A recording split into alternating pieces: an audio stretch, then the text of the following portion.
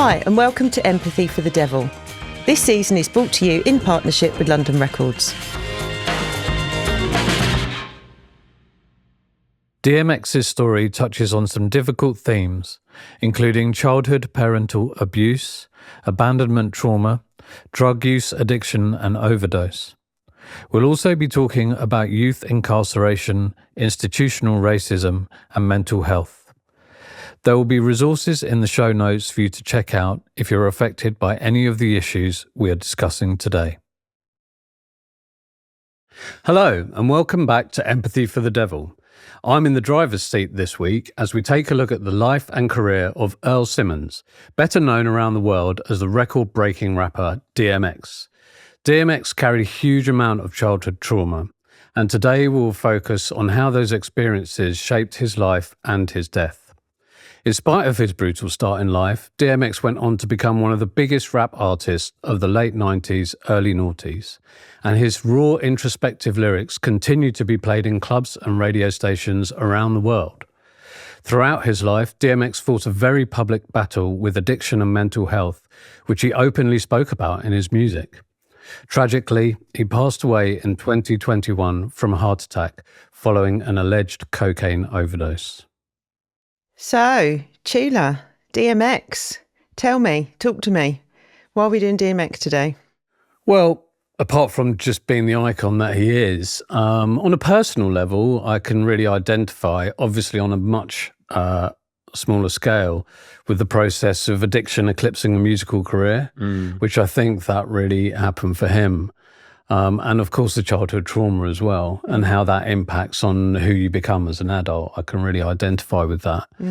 And from my own experience, like of music that I got into when I was a kid, so even though I was in sort of the metal crowd or the skater crowd, there was a lot of, we listened to a lot of hip hop. So, yeah, and it's quite a common thing actually. A lot of well, kids, my mates did. They started off with, white boy rock, and then suddenly it was like, oh my God, what's going on in the States? Yeah. This is incredible. And there's definitely a crossover there in attitude and vibe and the feeling of the music.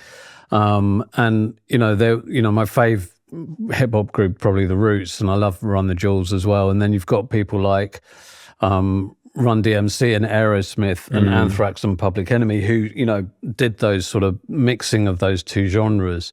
And then that developed into bands like Faith No More. And then you've got the whole new metal scene with Korn, Limp Bizkit and Linkin Park. And then, of course, Rage Against the Machine. But I really love the sort of the gravelly voice stuff like, DMX, Method Man, Nas. And there was a group called Onyx as well who I really liked. So it played quite a big part in my childhood, even though I didn't really identify with it sort of outwardly. Inwardly, I definitely connected with it.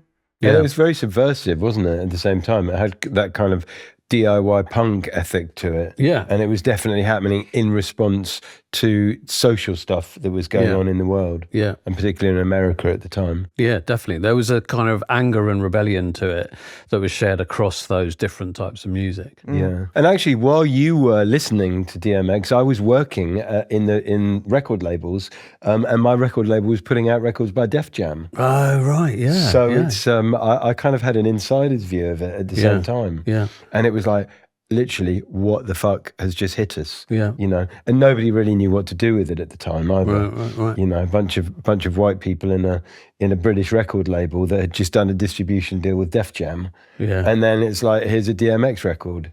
Right. We were just about okay at putting out Hard Knock Life by Jay-Z. Yeah. Because we could get it on the radio. Right. But DMX was something altogether different. Yeah. And actually, got to tell you a funny story. When Jay-Z came over on a promotional visit, because he was a Def Jam artist. Yeah. And an edict went round the record label, and it said, for anybody who's going to meet Jay-Z, please make sure you wear a hoodie so that he feels comfortable. Really? Yeah. Oh my God. So embarrassing. Insane, isn't it? That was about the state of what was known. I didn't get to meet him. I wasn't important enough. No. Oh. And did you ever meet DMX? No, I didn't. No, again, I wasn't important enough. Right. So Sam, would you be able to light the candle? I will DMX indeed. Shall I pass the candle? Yes, please. Thank you. Without bumping my mic. So, let's light a candle for Earl Simmons. There you go. Let's do you proud and let's try and get under your skin and see who you were to the best of our ability. There you go, Matt. Pop that back on the table. Thanks, Sam. Thank you, Sam. Awesome. So if we start with his childhood, Earl had a very difficult and traumatic childhood. And you could say that, he's one of the people we've been talking about, across the people we've been talking about, he's one of them that had the most. But I kind of struggle with that. I think I've always been sort of aware of looking at trauma as something that's relative rather than comparative. But as you will see, there's a lot of stuff that he had to endure when he was young. And by relative, presumably, you mean that everybody's experience is their own experience. Exactly. And there's no point comparing it to other people's experiences because it's what it means to them personally. Yeah, and I think definitely the context of someone's environment and who they've got around them has a big sort of impact on how they experience trauma. There's so many factors, isn't there? Yeah. Multiple factors. I mean, who was at school? Did you have good friends? Yeah. Were there any grandparents around? Yeah. Important adults, or at least somebody that can say, "Oh my God, that's terrible. How are you feeling? Yeah. How do you process it? How do you make sense of it?" And that, I guess, some people don't have anybody to do that. No. Well, he started off in a place where, his first trauma was really of something medical, physical, because he had really bad asthma.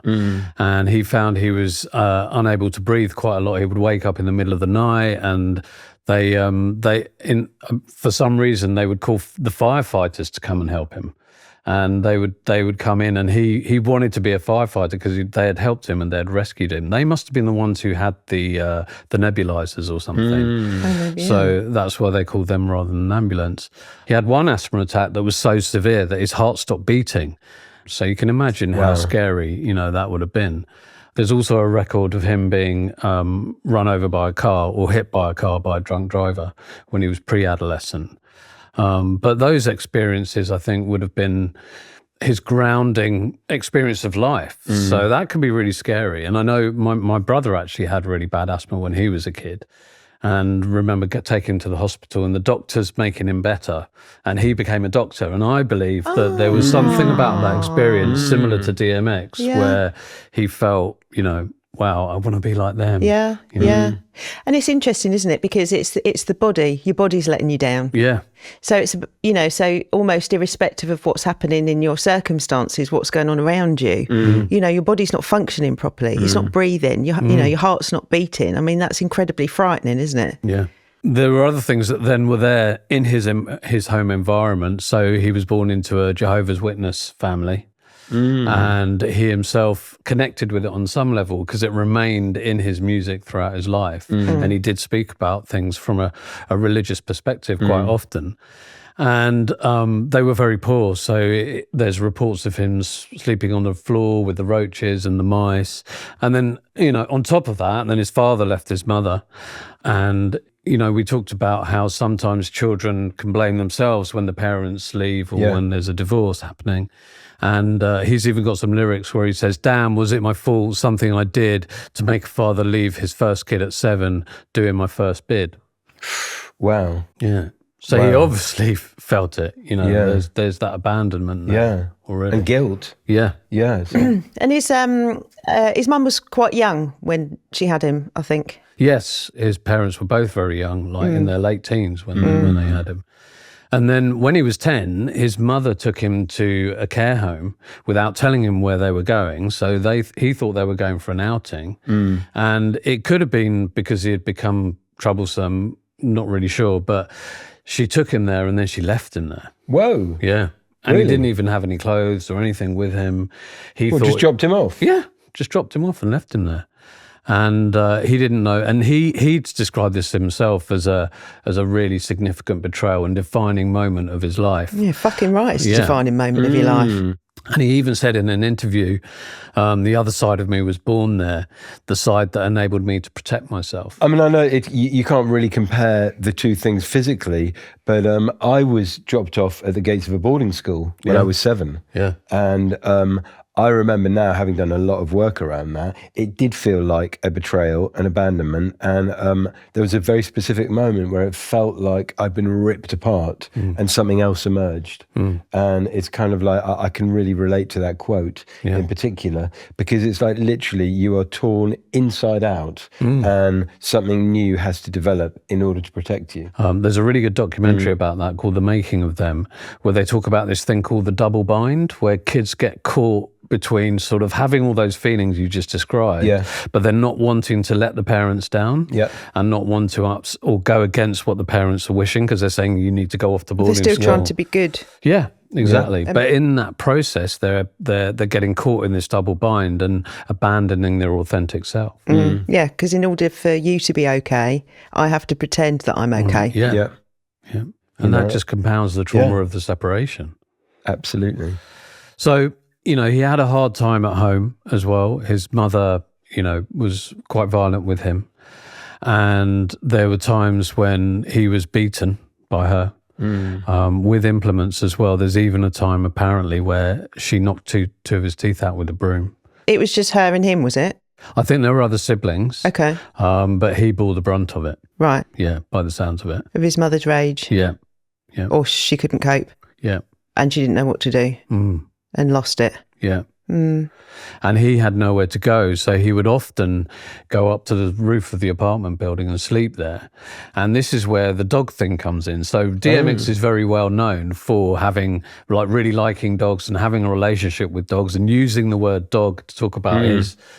and barking a lot and making a lot. Yeah. There's a lot of barking on his records. Yeah, and it all comes back to this. It comes back to when he was a lonely kid. He made friends with dogs and would get stray dogs and bring them home, and they weren't allowed in the flat maybe, so he would sometimes end up sleeping on the roof with those dogs and getting the warmth from their body heat, and he would feel safe up there.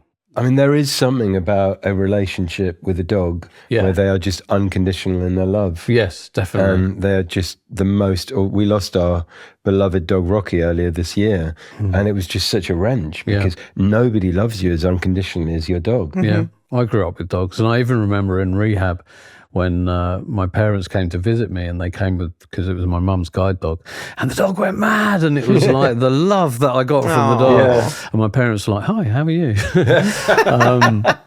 And it was, they're amazing creatures, aren't they? But he had a massive love for dogs. And, if we look at all of this that was going on, the abandonment of the father and then the betrayal of the mother and the violence that obviously is a betrayal in and of itself, but it's also physical abuse, that would sever any kind of possibility for secure attachment.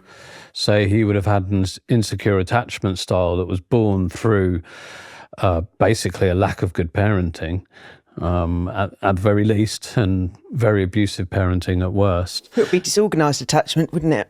Yeah. Can we just maybe do a little recap? Because it's been a while since season 1. Yeah. And should we just remind anyone who's listening who doesn't know about attachment styles, to give us the elevator pitch of attachment issues? Well, in a nutshell, and forgive me if I get any of this wrong, but you can have secure or insecure attachment, which generally is forged by the parental relationship that you have when you're very, very young.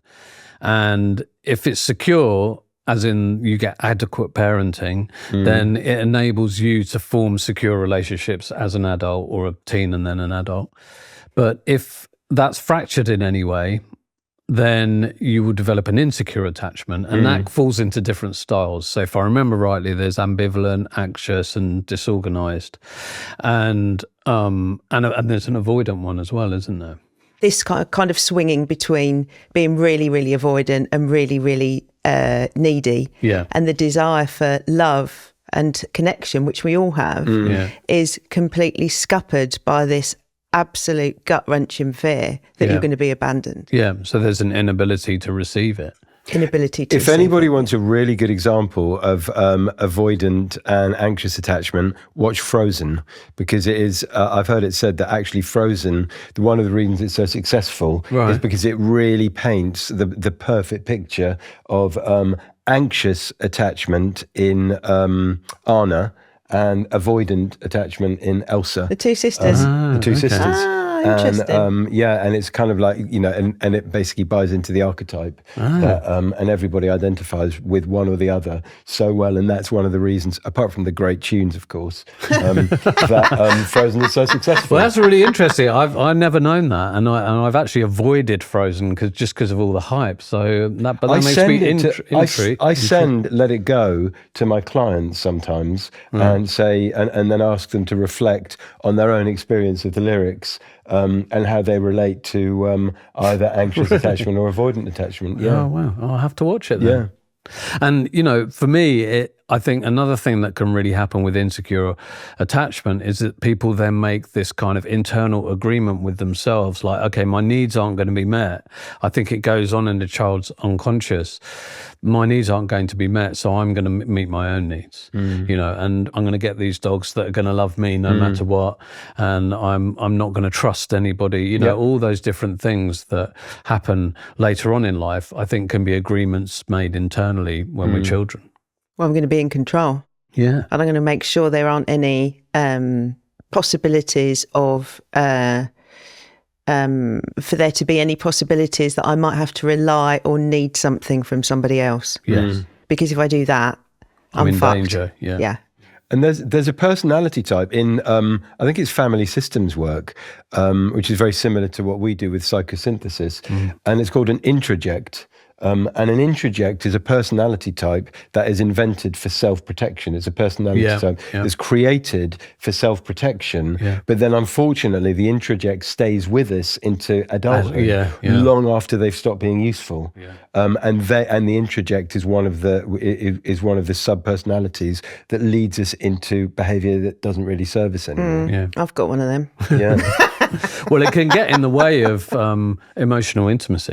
It can make us intimacy avoidant, I think. And one of the best ways to deal with an introject is to give it a new role that is a supportive role rather than a role that no longer serves you. Right. So you're befriending it almost and getting it to move to one side. You're saying, thank you, you've done an amazing job. You've kept me safe. Yeah. Now let's find you another job. Yeah. So throughout all the abandonment and betrayal, one refuge that he had was with his grandmother. And that was where he received love from an adult as a child. And was that fairly consistent? I think it was there. I don't know how consistent it was, but it was there throughout. Okay. And when she died, it was a really big shock and devastation for him.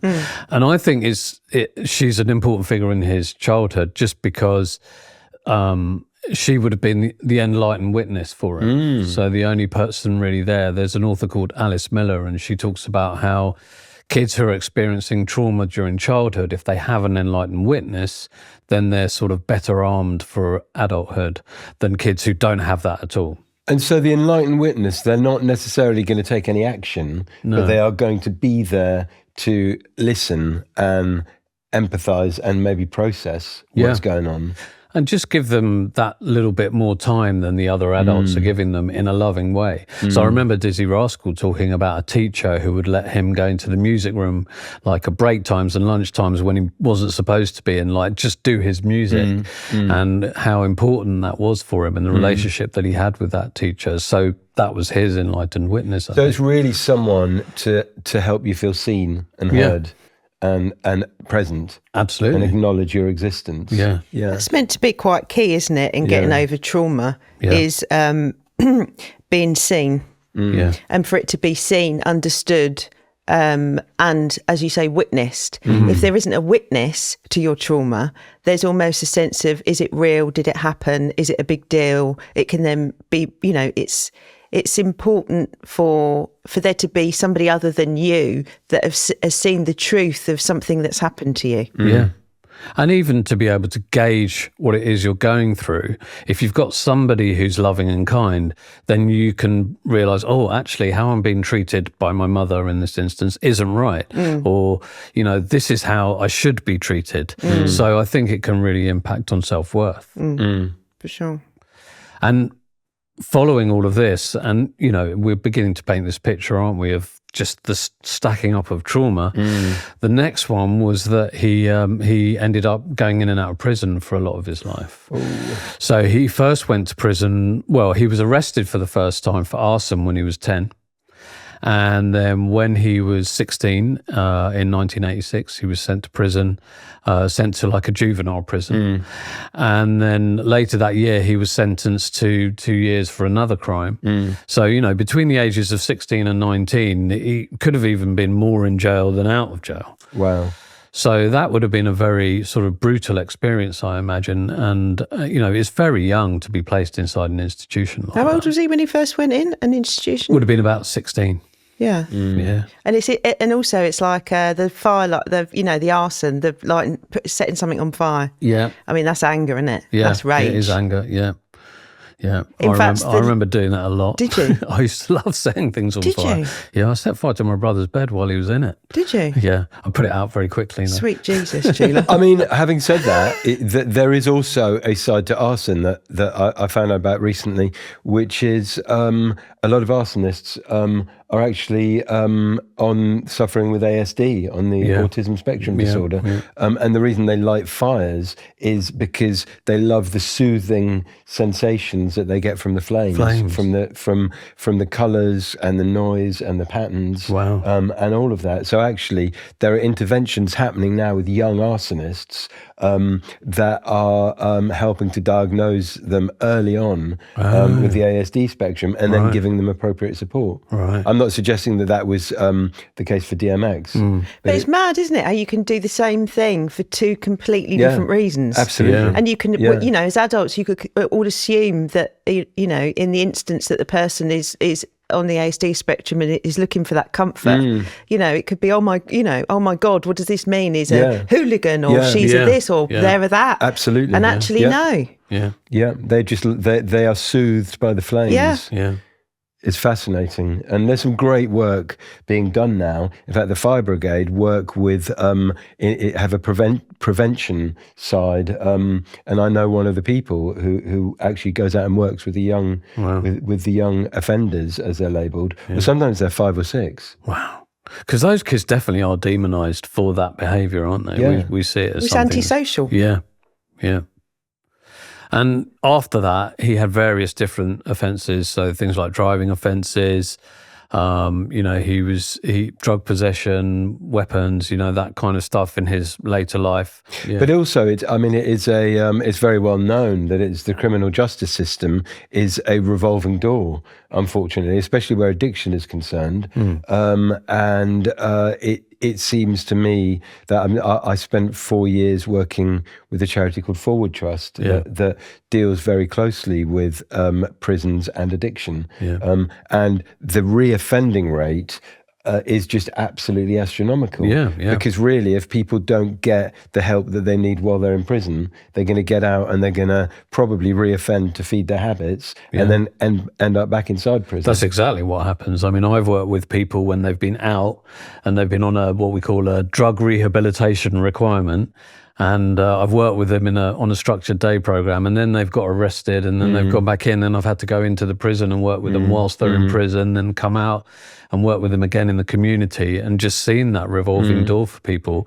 And it's because they don't get the right treatment. Yeah. And when people are sent to rehab, and the right rehab, and given adequate treatment, you can break that cycle. Yeah. But until they are, it just goes round and round. But also, the key word for me there was requirement, and it's kind of like drug. The words drug rehabilitation and requirement don't sit very comfortably together, because the person has to want it. Yeah, it's very difficult when it's a requirement. Yeah, and it is you're a naughty boy. You need to go and do this, rather than actually it's we're not going to help you. framed in the right way, particularly, is it? I mean, it feeds back into what we were talking about in the Amy Winehouse episode of this very podcast, and in terms of you know, when rehab is enforced, it almost feels like a punishment. Well, and it didn't work. You're probably going to tell everyone to fuck off. Yeah, pardon my French.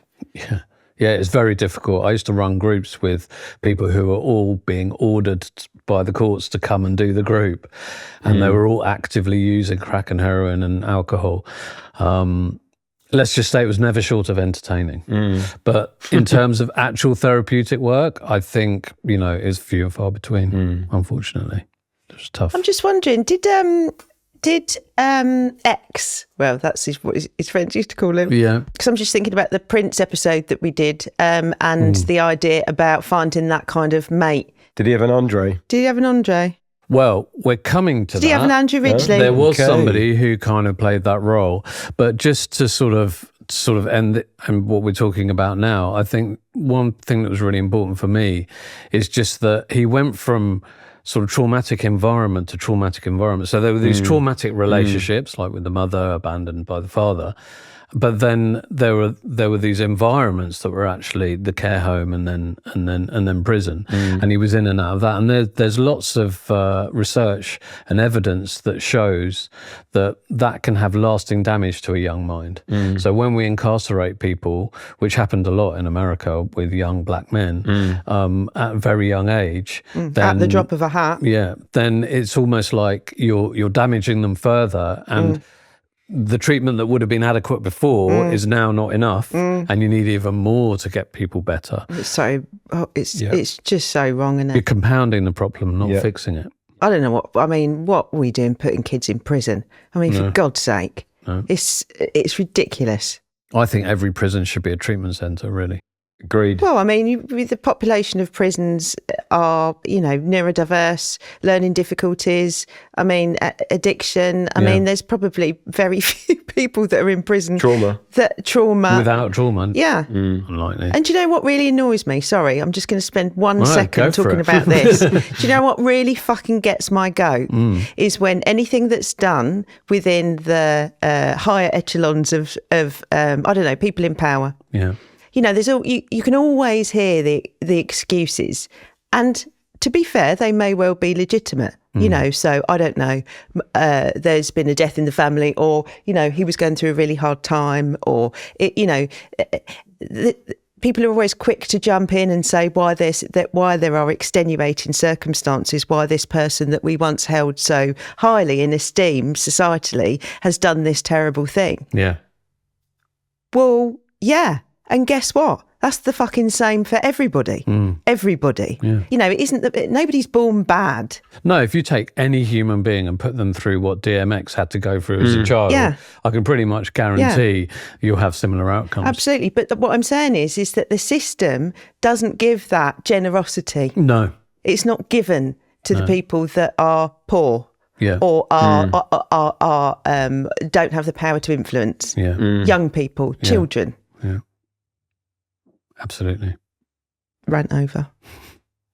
Anyway, this is not a political podcast. This is a recovery and empathy focused podcast. Yeah. So shall we get back to talking about DMX? Yeah, let's get back to DMX.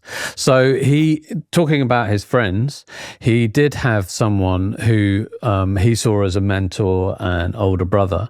The problem with that was that when he was 14 years old, this chap passed him a joint that was laced with crack cocaine. And in an interview, he said, why would you do that to a child? Why would you do that to somebody who looks up to you?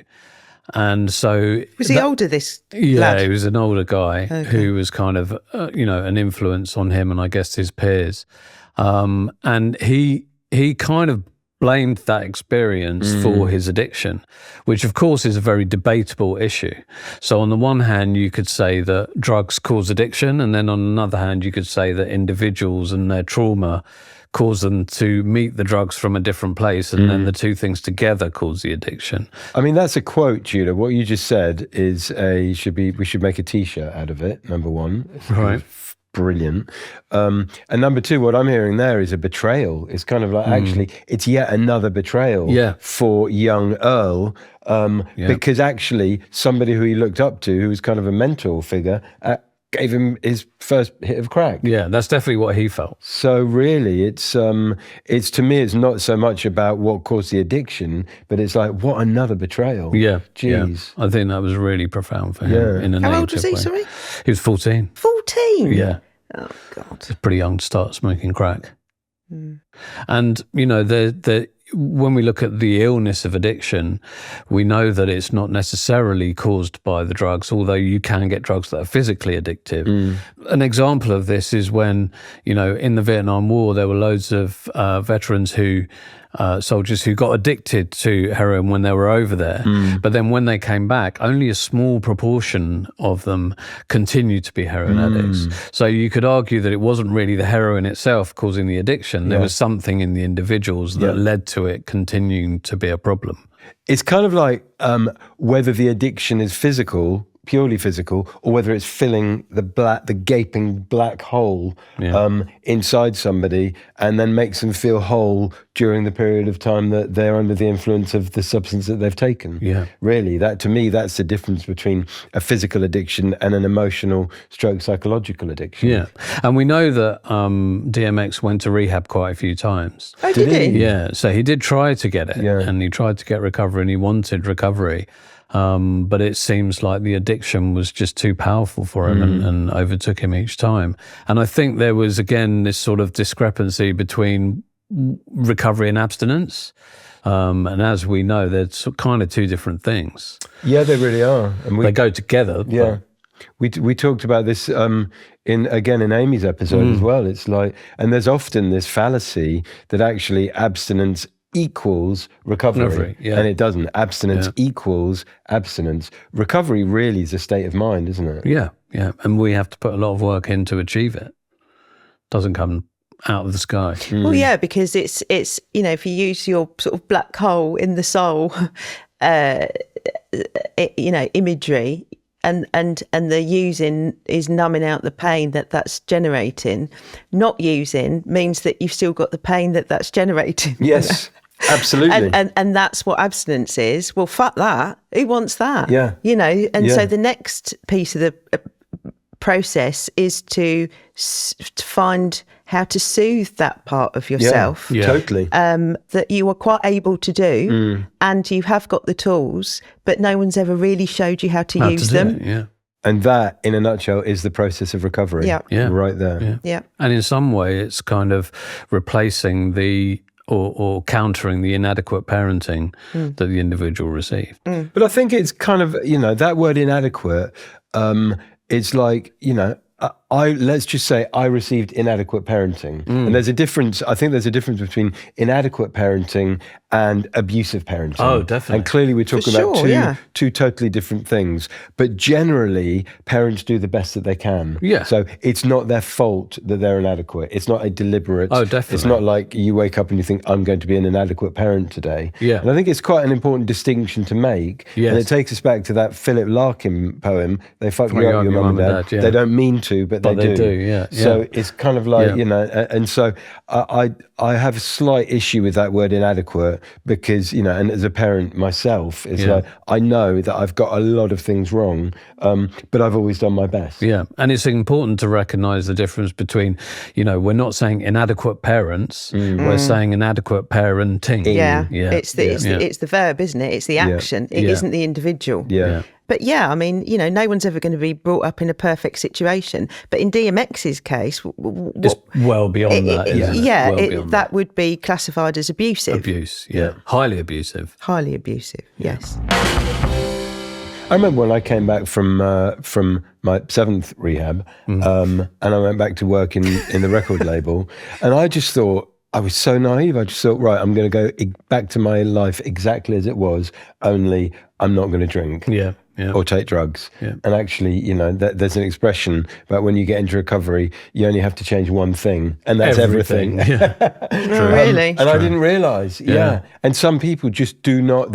It's frightening to think that you have to make that change. Yeah. It really is. It's really scary. Yeah. And some people think, especially people in the creative worlds, they think actually if they make that change, they're going to lose their creativity. Yes. Yeah. And actually, that's something I wanted to talk about because DMX thought that.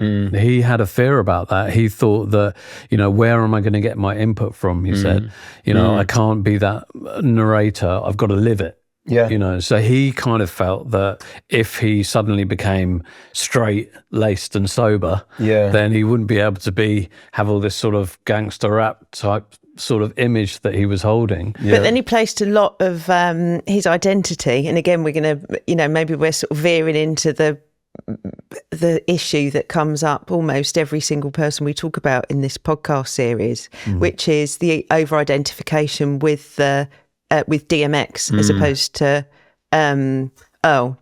Yeah.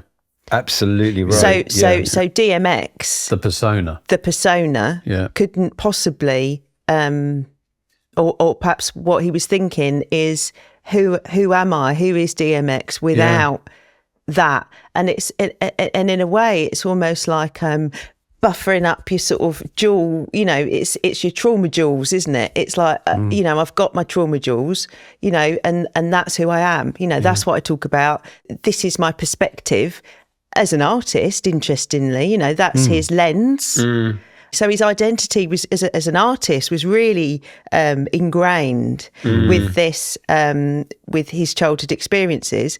I'm not dissing it or saying he shouldn't. I'm just saying that would be quite difficult, wouldn't it, as an artist to let? Yeah. But it's a shame that he didn't learn how to take the costume off at night and go home and then be Earl at home. Yeah.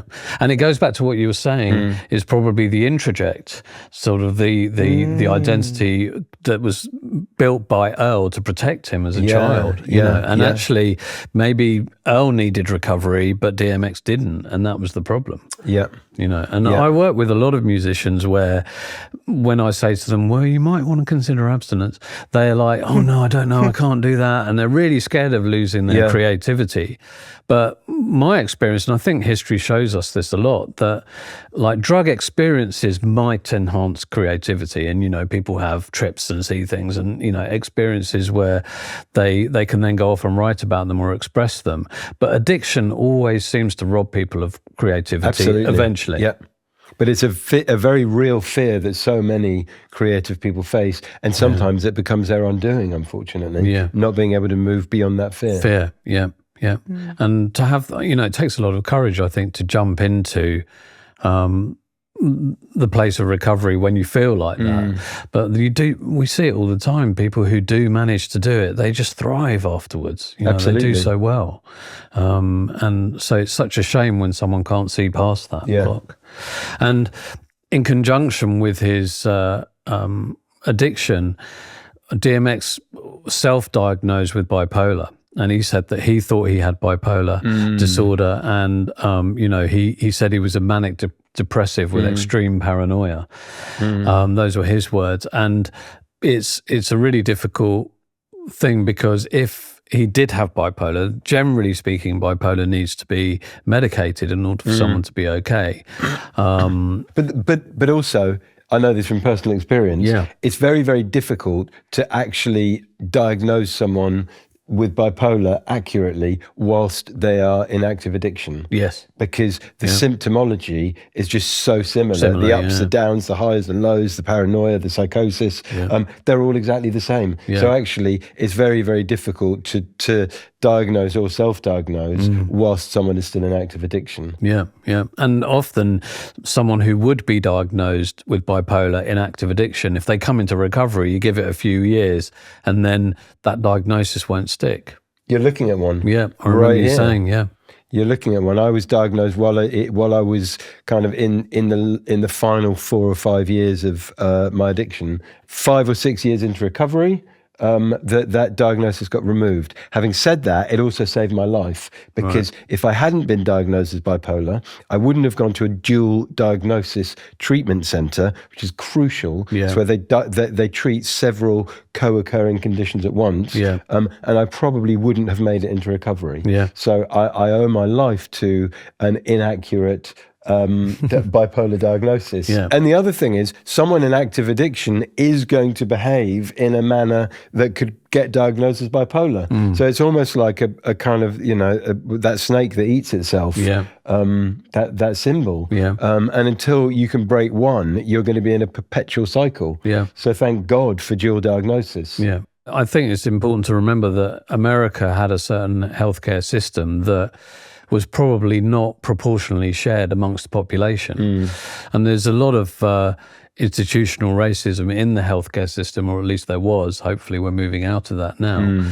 But not quickly enough. Well, there's lots of studies that show that, Black Americans are less likely to seek psychological help because they feel, and they have been historically, less supported. And there's a stigma around. That's because the system's betrayed them, and they're more likely to be put in prison. So they're more likely to end up in prison rather than somewhere that's actually going to help them for the same set of symptoms. Yeah, exactly. Which is scandalous and shocking. So all of that must have contributed to his sort of difficulties in trying to get better.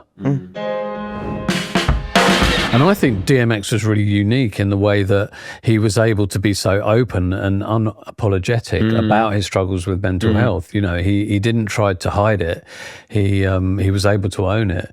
And that must have taken an incredible amount of courage, considering all the things we were just saying. It's a really interesting point, and especially given that time frame in the noughties.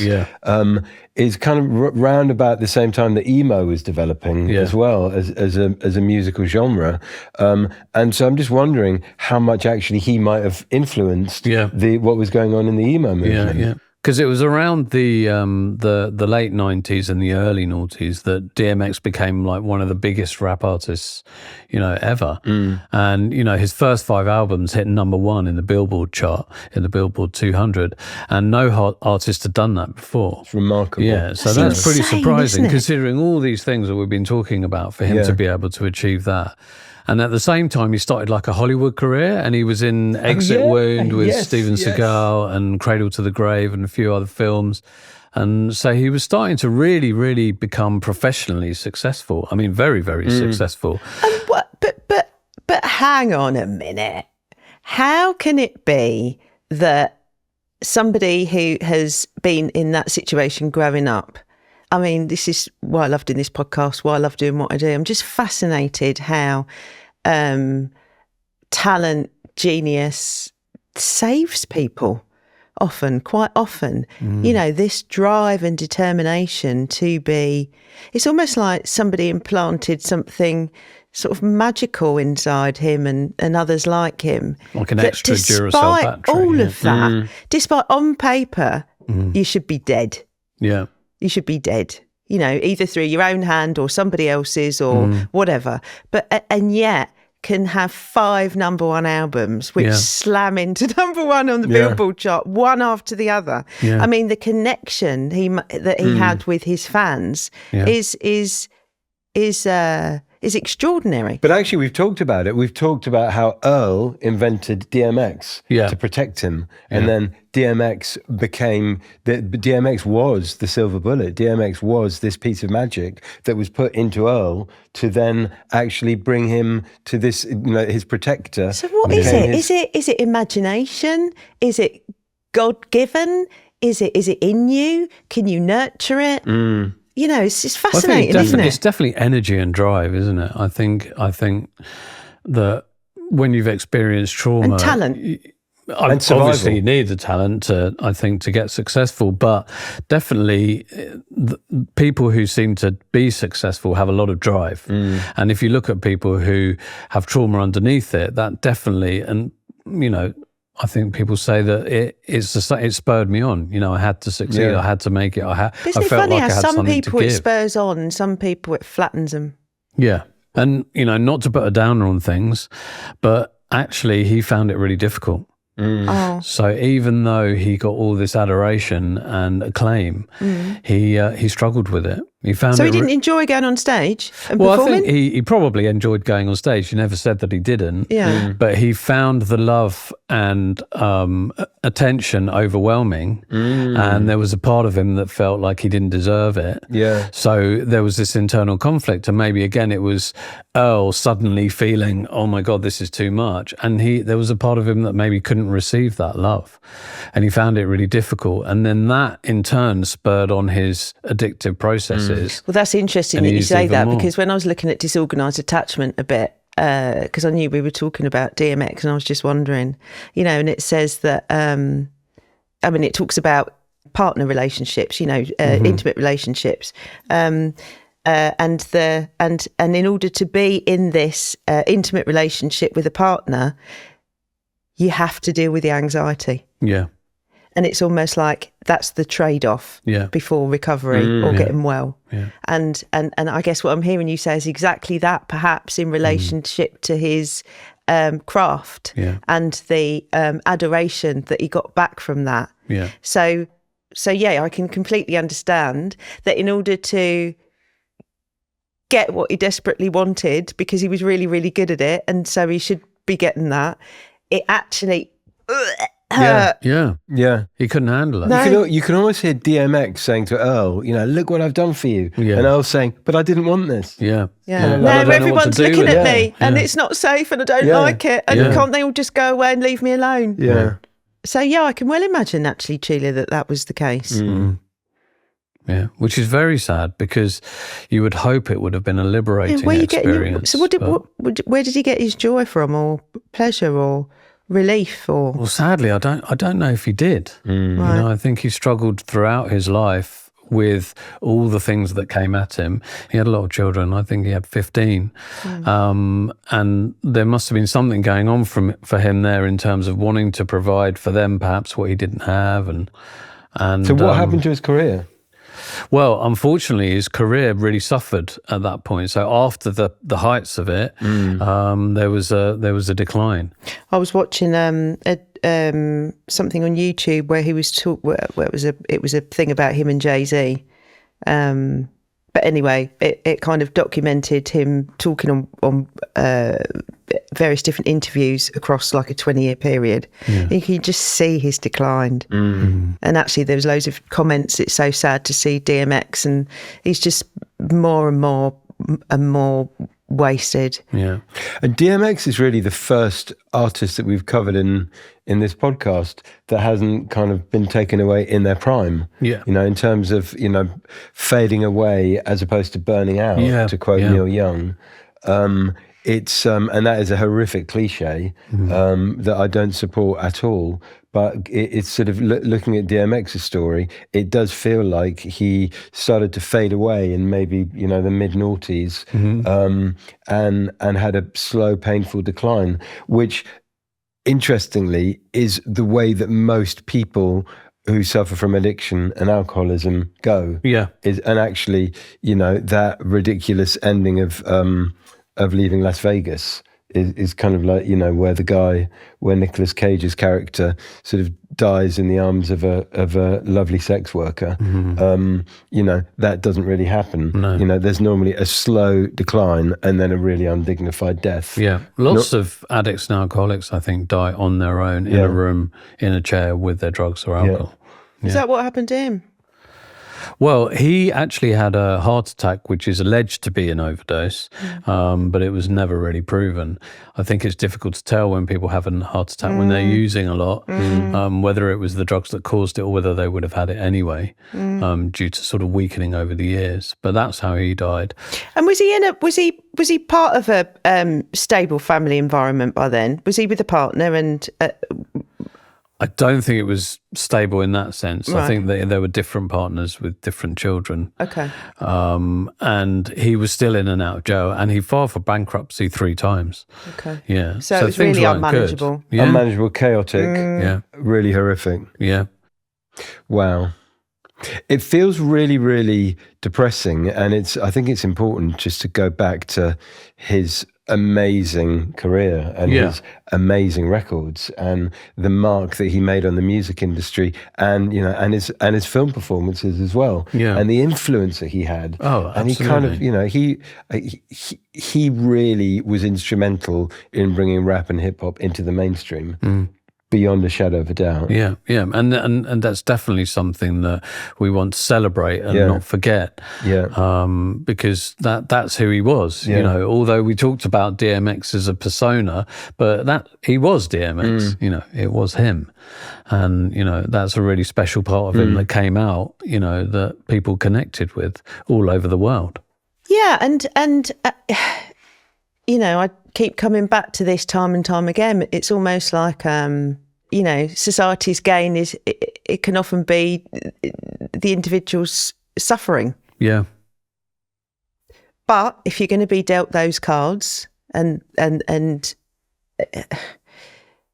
what else can you do? Absolutely right. But, but having said that, I feel like it doesn't have to be an inevitability. The broken angel, who is the artist, can also go on to become a wounded healer, for example. Yeah. There's no question. Well, maybe he was a wounded healer. Well, maybe he was a wounded healer until he no longer wanted to be, which is a shame.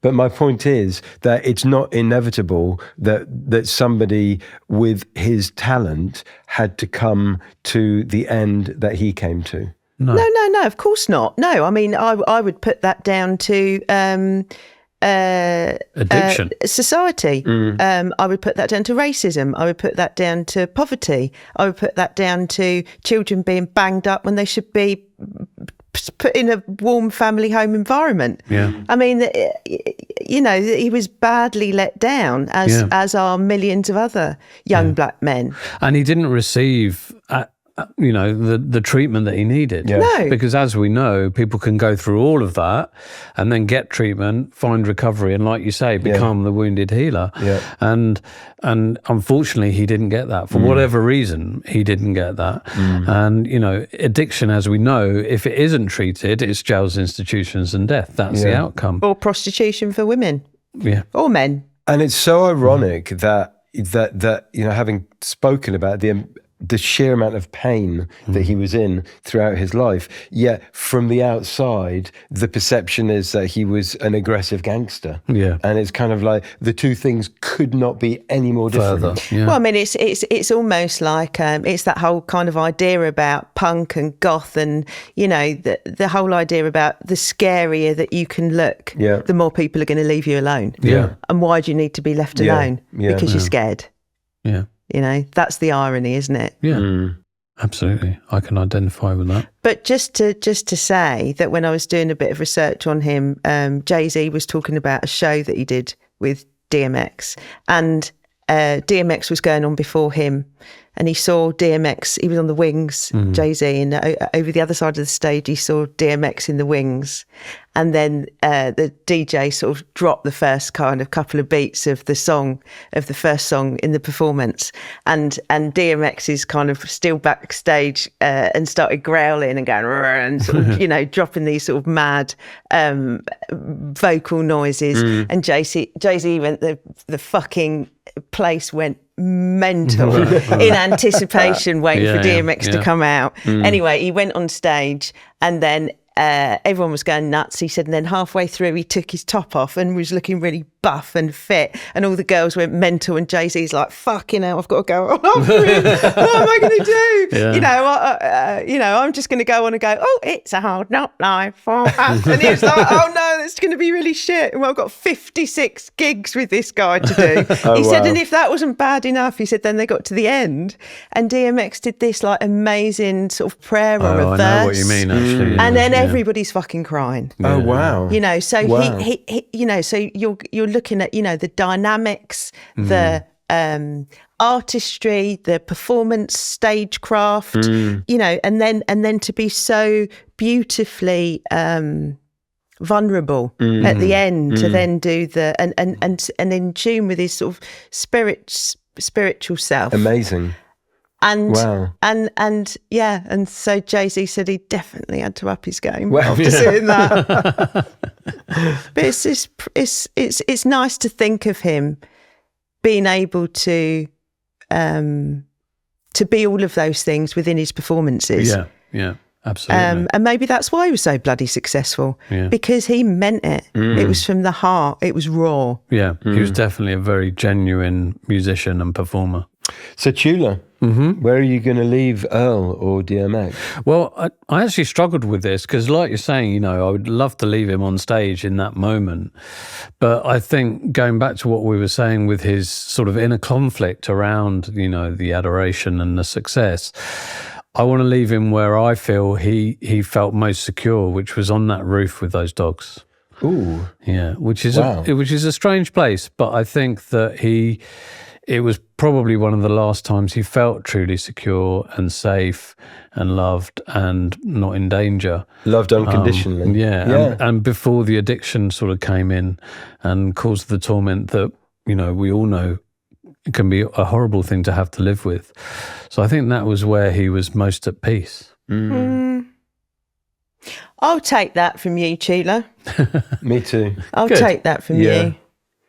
So should we blow the candle out? Yeah. Would you mind passing it over? So we're going to leave you there, Earl, with your lovely snuggly dogs and the big, I don't know, I'm imagining loads of stars, twinkly stars in the sky. Dreaming.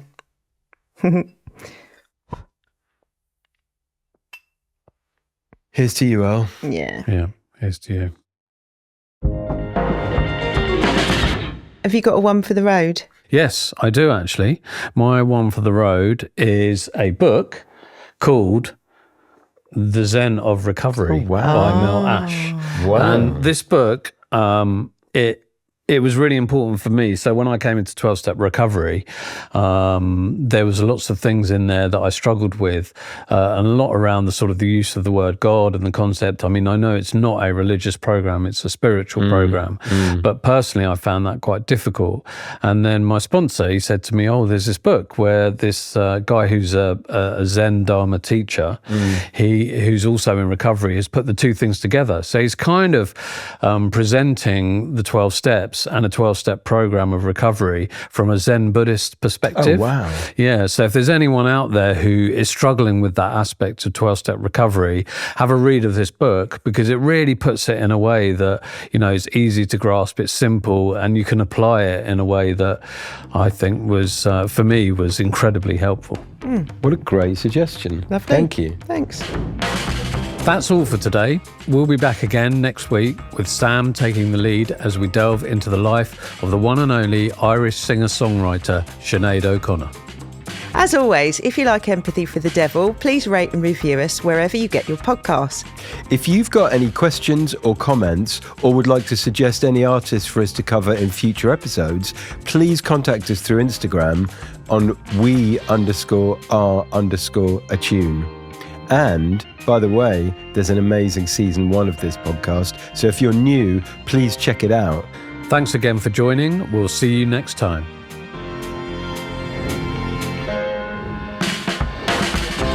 And if you've enjoyed Empathy for the Devil, why not check out Hit That Perfect Beat, the London Records story, a deep dive into the iconic label behind some of the biggest hits of the last 50 years. See our show notes for more details.